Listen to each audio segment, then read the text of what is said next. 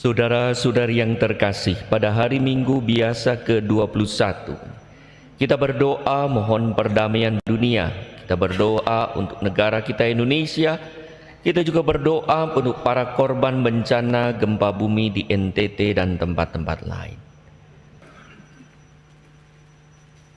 Ya Allah, Engkau telah mendasarkan gerejamu dalam diri Petrus dan para rasul.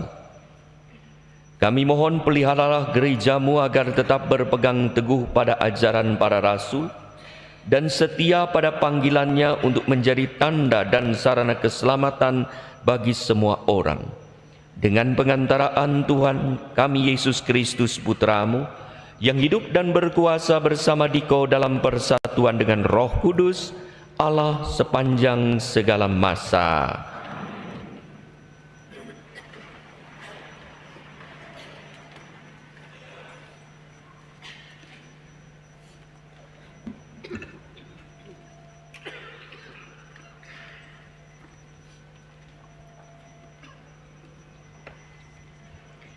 Bacaan dari kitab Yesaya. Beginilah firman Tuhan kepada Sepna yang mengurus istana raja. Aku akan melemparkan engkau dari jabatanmu, dan dari pangkatmu engkau akan dijatuhkan.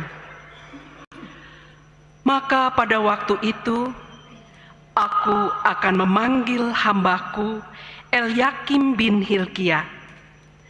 Aku akan mengenakan jubahmu kepadanya. Ikat pinggangmu akan kuikatkan kepadanya, dan kekuasaanmu akan kuberikan kepadanya. Maka ia akan menjadi bapa bagi penduduk Yerusalem dan bagi kaum Yehuda. Aku akan menaruh kunci rumah Daud di atas bahunya. Apabila ia membuka, tidak ada yang dapat menutup. Apabila ia menutup, tidak ada yang dapat membuka. Aku akan memberikan dia kedudukan yang teguh, seperti gantungan yang dipasang kuat-kuat pada tembok yang kokoh.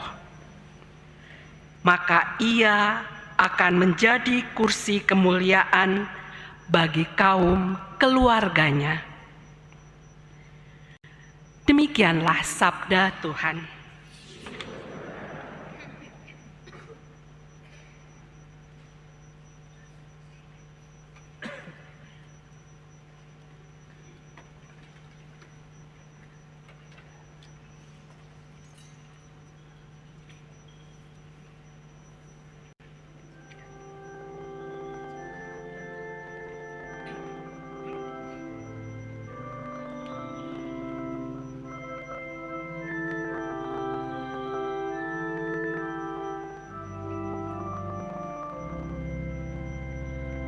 Ya Tuhan, kasih setiamu kekal abadi. Janganlah kau tinggalkan buatan tanganmu. Ya Tuhan, kasih setiamu kekal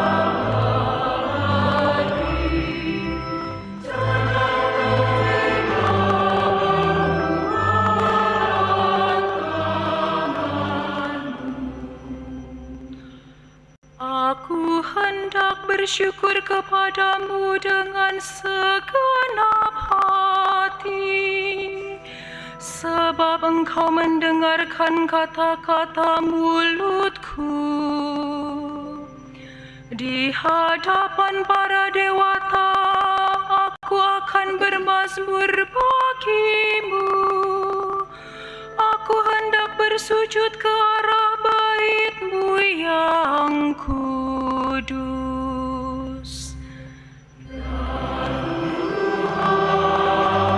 Kasih setiamu kekal abadi.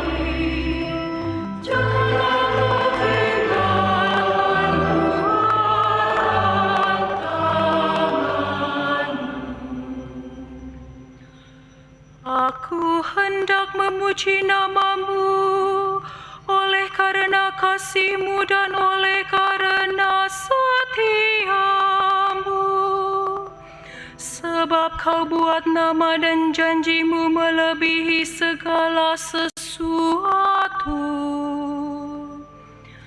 Pada hari aku berseru, Engkau pun menjawab aku. Engkau menambahkan kekuatan dalam jiwaku. Ya Tuhan, kasih setia-Mu kekal abadi. Janganlah Kau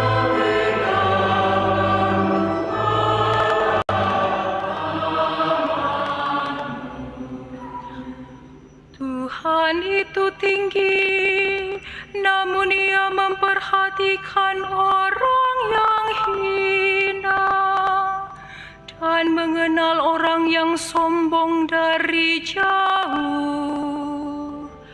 Ya Tuhan, kasih setia-Mu kekal abadi.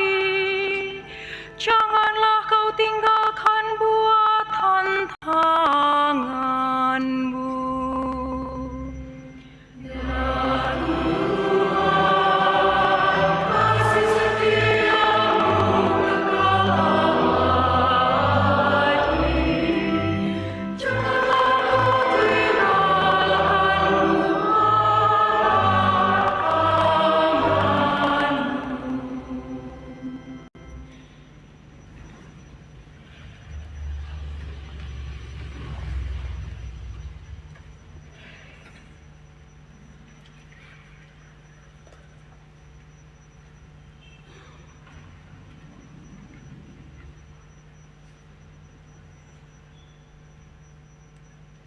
Bacaan dari surat Rasul Paulus kepada jemaat di Roma.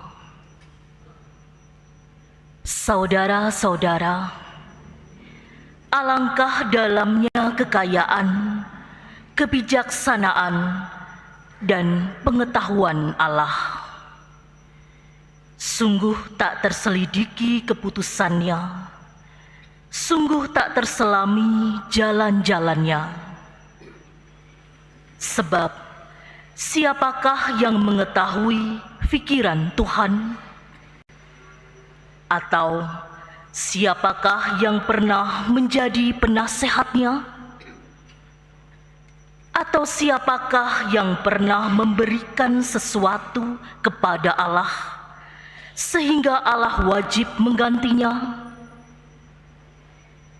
Sebab segala sesuatu berasal dari Allah, ada karena Allah, dan menuju kepada Allah. Bagi Dialah kemuliaan selama-lamanya. Demikianlah sabda Tuhan.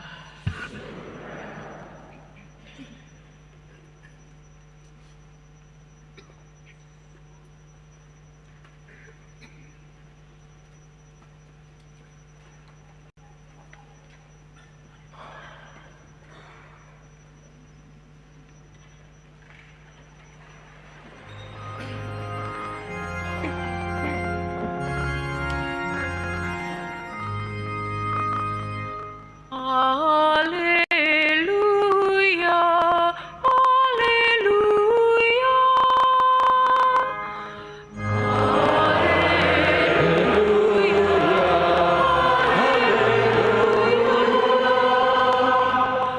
Engkaulah Petrus, di atas batu karang ini akan kudirikan jemaatku, dan alam maut tidak akan menguasainya.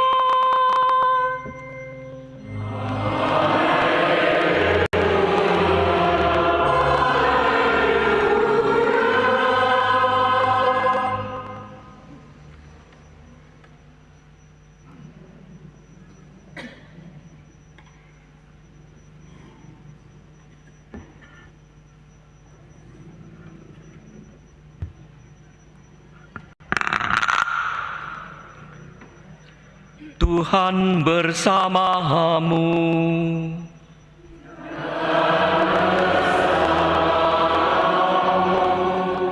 Inilah Injil suci menurut Matius.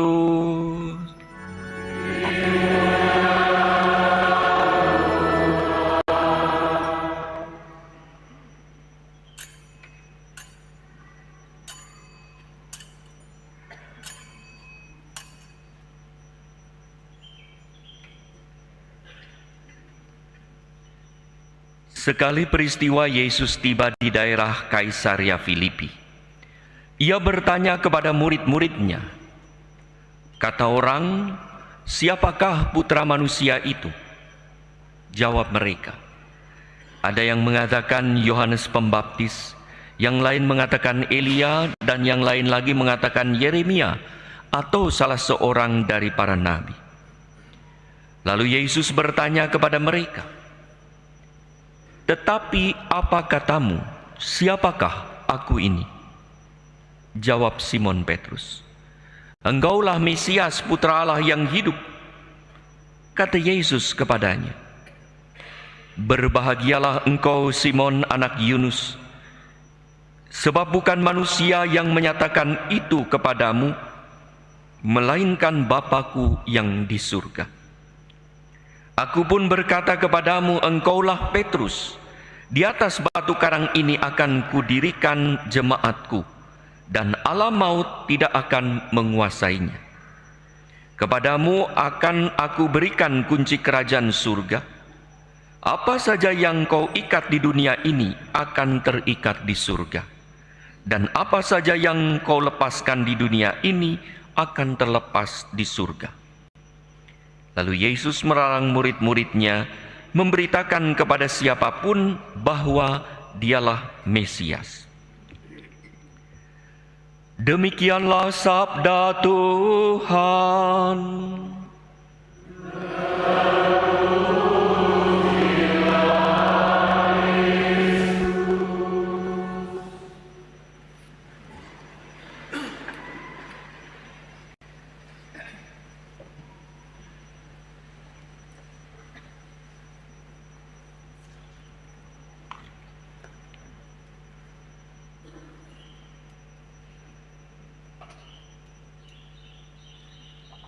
Saudara-saudari yang terkasih, setiap orang dalam hidup ini mempunyai apa yang disebut dengan significant others, yaitu orang-orang yang berarti dan penting bagi kita.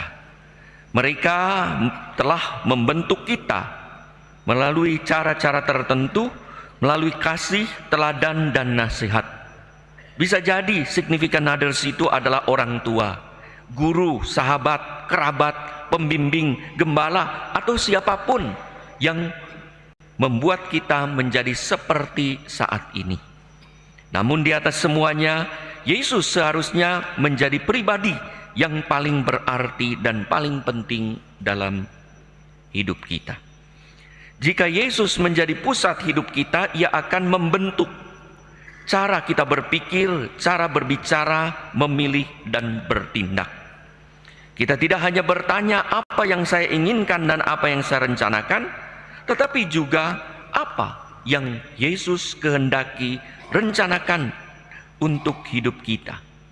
Dengan demikian, semakin Yesus membentuk hidup kita, semakin hidup kita menjadi cermin kasih dan wajahnya bagi sesama.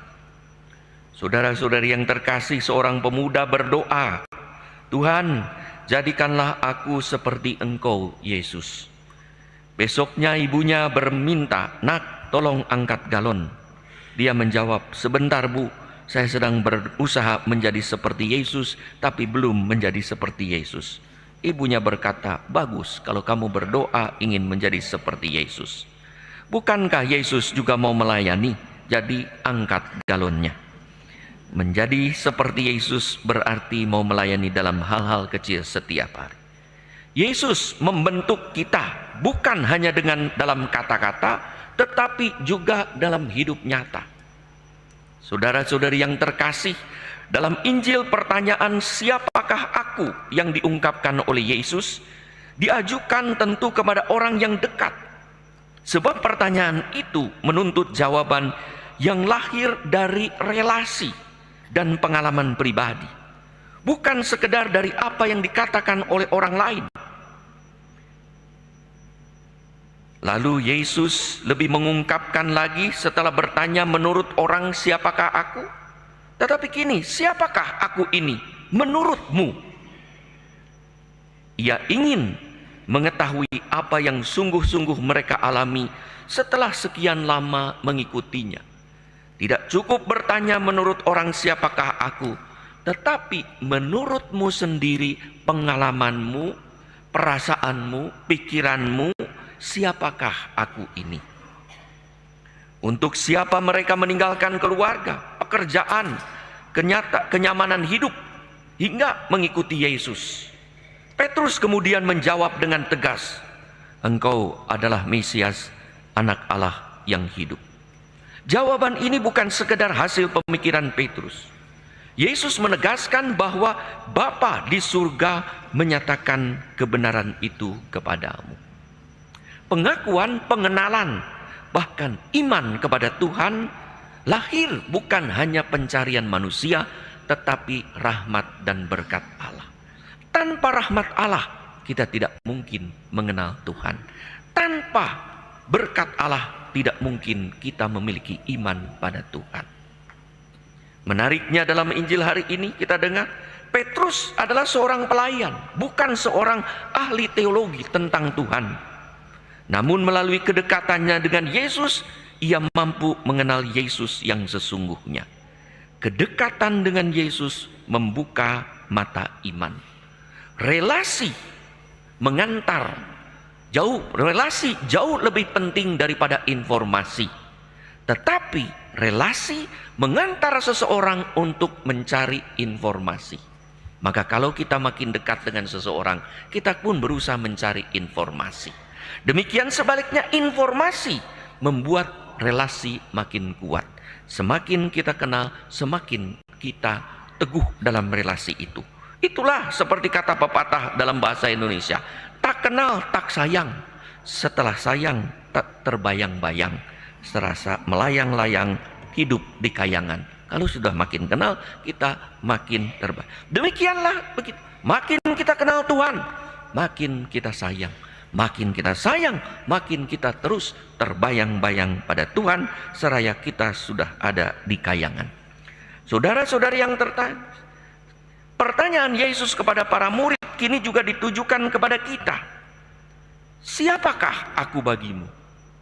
Yesus menuntut jawaban personal.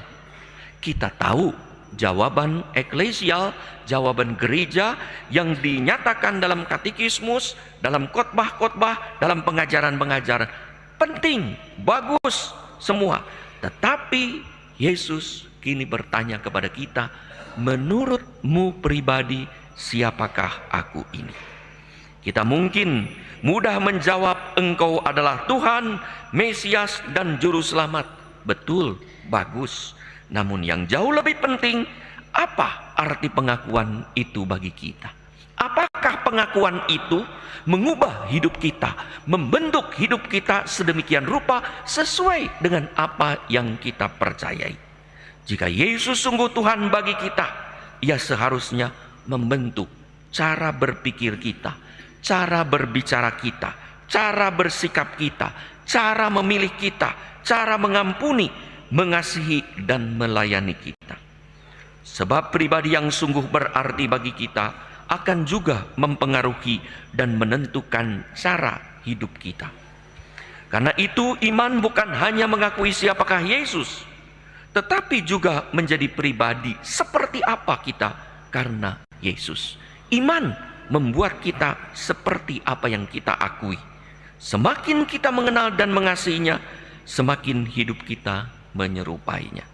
Pengakuan iman harus nyata dalam kesediaan kita mendengarkan dan melaksanakan sabdanya. Saudara-saudari yang terkasih, saat Yesus bertanya, siapakah aku bagimu? Semoga hidup kita sendiri, perkataan, perbuatan, tindakan, pekerjaan, dan pelayanan sungguh menjadi jawabannya.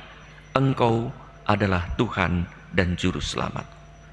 Karena itu aku ingin hidup sepertimu, setia pada sabdamu, berkenan kepadamu, dan memancarkan kehidupan dan kasih-Mu dalam kegiatan sehari-hari. Semoga Tuhan Yesus sungguh menjadi pribadi yang paling berarti dan paling penting dalam hidup kita, sehingga hidup, perkataan, dan perbuatan kita menjadi jawaban nyata atas pertanyaan Tuhan kepada kita, siapakah aku ini? Maka kalau Tuhan lagi datang kepada kita bertanya pada kita, siapakah aku ini? Kita pun menjawab, Tuhan, Engkau tahu siapakah Engkau bagiku nyata dalam hidupku, dalam perkataan, perbuatan, keyakinan, pikiran, dan tindakan. Itulah yang menunjukkan keyakinan siapakah Engkau dalam hidupku. Maka hidup kita menjadi kesaksian nyata dan komitmen kita atas pengakuan iman kita bahwa Yesus adalah Tuhan. Itulah sebabnya iman kita mengubah komitmen kita. Kepercayaan kita kepada Tuhan, makin dekat relasi kita dengan Tuhan, mengubah hidup dan komitmen kita. Hingga semangat hidup, keutamaan-keutamaan yang kita terima dari Yesus sendiri, ajaran-ajarannya, sungguh kita ikuti dan kita teladani. Semoga hidup kita juga sungguh mewahyukan Yesus sebagai Tuhan, menghadirkan kasih Tuhan sendiri pada hidup kita, hingga orang pun percaya bahwa kita sungguh beriman pada Tuhan.